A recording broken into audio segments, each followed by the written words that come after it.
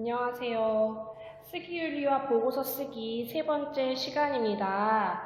여러분들 오늘 수업 듣기 전에 반드시 10개의 설문지 문제가 있었죠. 그 문제를 반드시 풀고 나서 이 영상을 보시길 바랍니다. 그리고 자신이 이미 이해한 내용과 맞는지 한번 확인을 해보면서 영상을 시청하시길 바랍니다.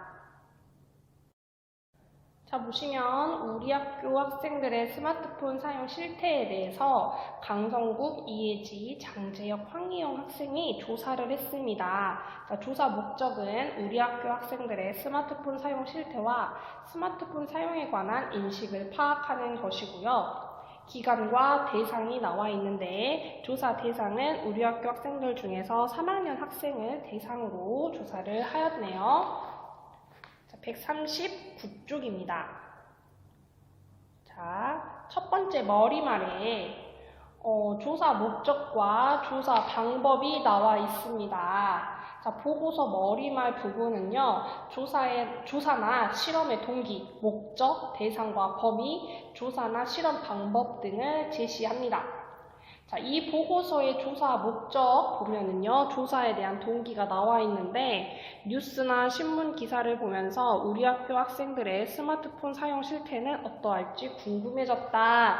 이 부분이 이 보고서의 조사 동기입니다. 자, 그래서 우리 학교 학생들이 얼마나 스마트폰을 가지고 있는지, 스마트폰으로 무엇을 하는지, 자신의 스마트폰 사용에 관해 어떻게 생각하고 있는지 조사하여 보고서를 쓰기로 결정하였다. 조사 방법은 두 가지가 있는데, 설문조사와 자료조사를 합니다. 자, 조사 방법 첫 번째는 설문조사고요. 두 번째는 자료조사입니다. 자, 우리 학교 3학년 학생 220명 조사 대상에게 다음과 같은 항목으로 설문을 하고 결과를 분석했는데 질문이 5가지가 있어요. 이 첫 번째, 세 번째 질문이 스마트폰 사용 실태와 관련된 질문이고요. 그 다음에 질문 4번, 5번이 스마트폰 사용 인식과 관련된 질문입니다. 자, 여기 위에 보시면 조사 목적에 우리 학교 학생들이 얼마나 스마트폰을 가지고 있는지, 스마트폰으로 무엇을 하는지, 요게 지금 질문 1에서 3까지에 해당이 되고, 어떻게 생각하고 있는지 조사, 요게 질문 4번, 5번에서 나와 있습니다. 이해가 됐나요? 자, 그리고 자료 조사도 하는데 우리나라 중학생의 스마트폰 보유율, 스마트폰 사용 실태, 스마트폰 과의존 등을 인터넷으로 조사하였다. 자, 조사에 활용한 매체도 밝혀져 있습니다. 보고서의 본문입니다. 보고서 본문에는 실제로 조사하거나 실험한 내용과 이에 대한 분석 결과를 제시합니다. 자, 그래서 보고할 내용을 항목별로 묶어서 정리해서 이렇게 작은 제목을 달아 제시를 하고요. 자료를 수집하고 해석한 결과를 상세하게 제시하면서 독자가 이해하기 쉬워야 하기 때문에 이런 그래프나 표를 활용하기도 합니다. 자, 그러면 본문을 같이 읽어볼까요?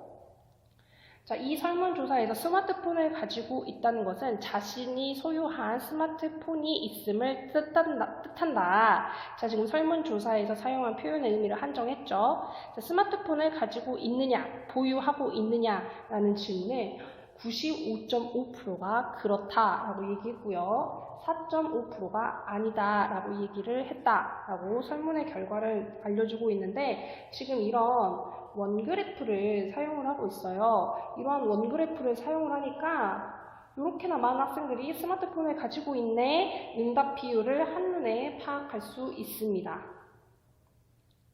자, 그 다음 두 번째, 스마트폰 하루 사용 시간인데요. 자, 하루에 스마트폰을 몇 시간 사용하느냐의 질문에, 이게 질문 2번이었죠. 이 질문에 2시간 이상 3시간 미만이라는 질문이 가장 많았고 3시간 이상 4시간 미만, 1시간 이상 2시간 미만, 4시간 이상 5시간 미만, 5시간 이상 1시간 미만이 그 뒤를 이었다라고 이야기를 하고요. 주말에는 자, 지금 보시면 주말과 평일 구분을 하고 있고요. 수치가 지금 가장 높은 순으로 이야기를 하고 있습니다.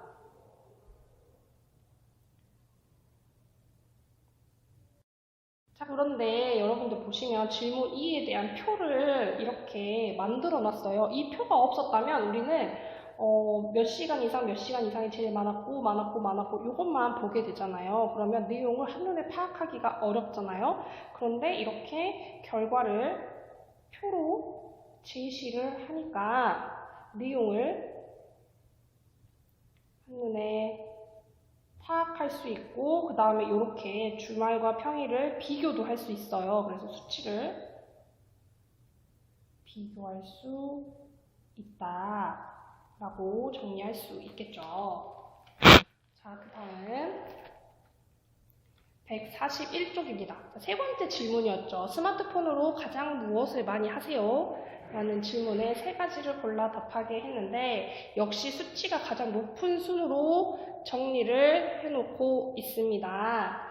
자, 그리고 이 수치 결과 후에 막대 그래프를 제시를 했는데요. 이 막대 그래프를 제시하니까 순서를 한눈에 파악할 수 있죠. 얘가 1등이구나, 그 다음에 2등이구나, 3등, 4등, 5등이구나.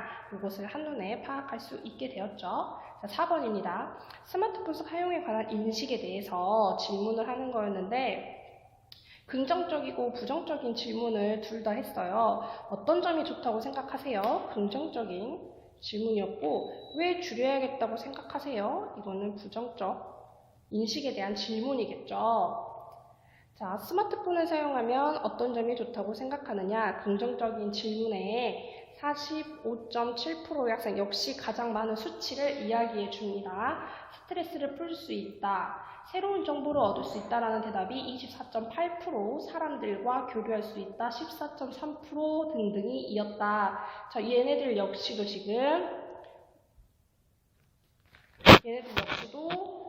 지금 결과를 원 그래프로 제시를 해서 한눈에 이해할 수 있게 만들었습니다.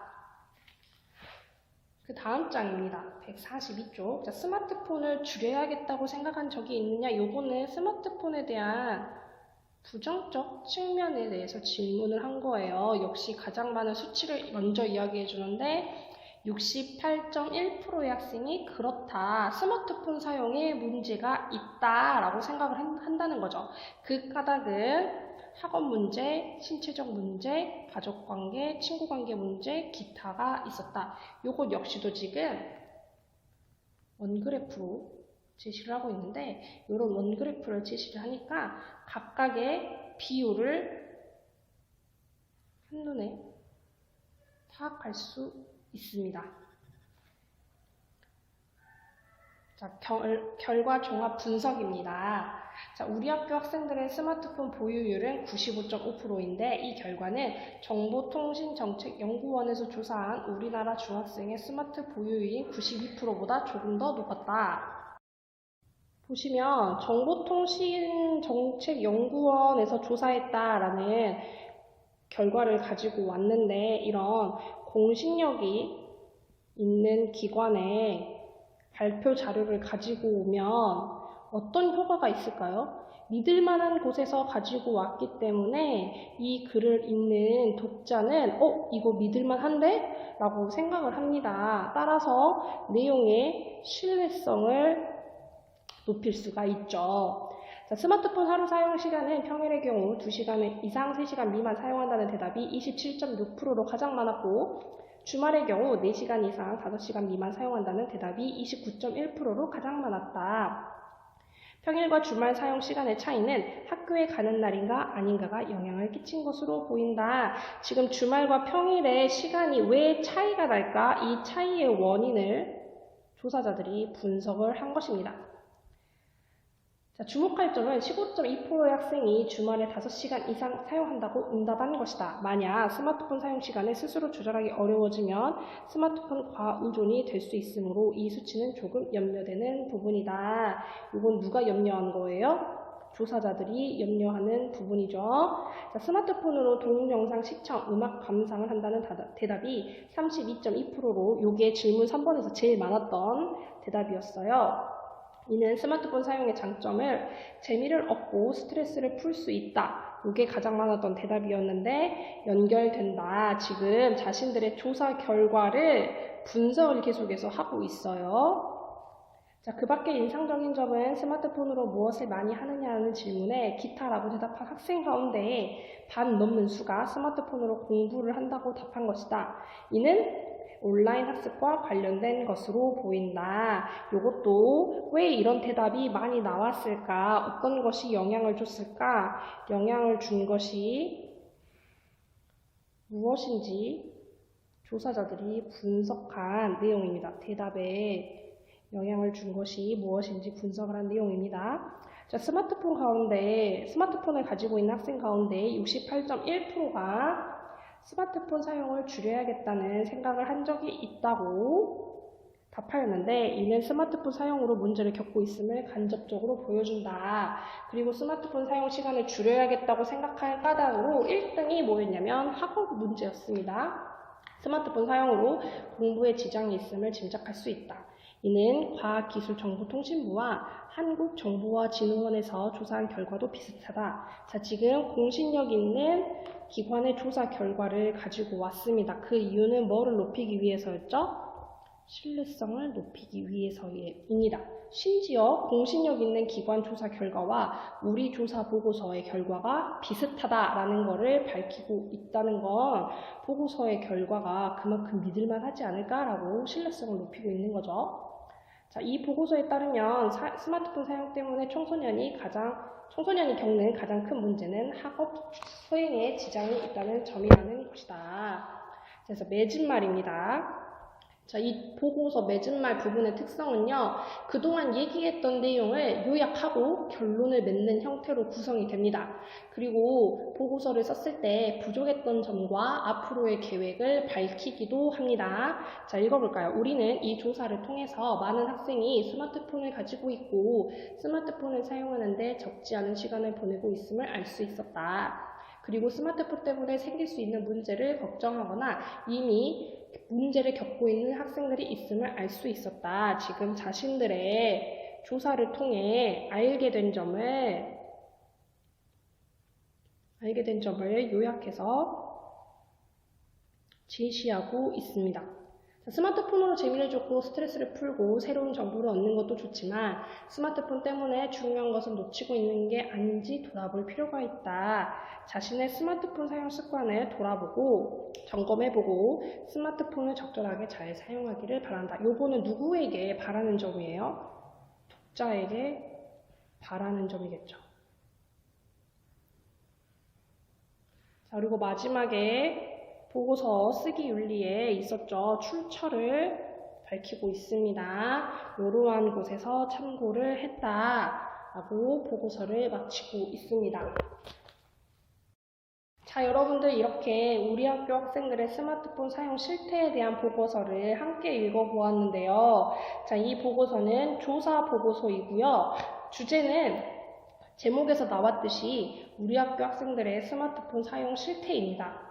자, 특징으로는 스마트폰이라는 학생들에게 친숙한 주제를 다루고 있고요. 머릿말, 본문, 맺은말에 소제목을 붙여서 글의 구성을 한눈에 알아볼 수 있겠어요. 자, 보시면 이렇게 머릿말, 하위 항목, 본문, 하위 항목 이렇게 소제목을 붙여서 눈에 보이기 쉽게 했고요.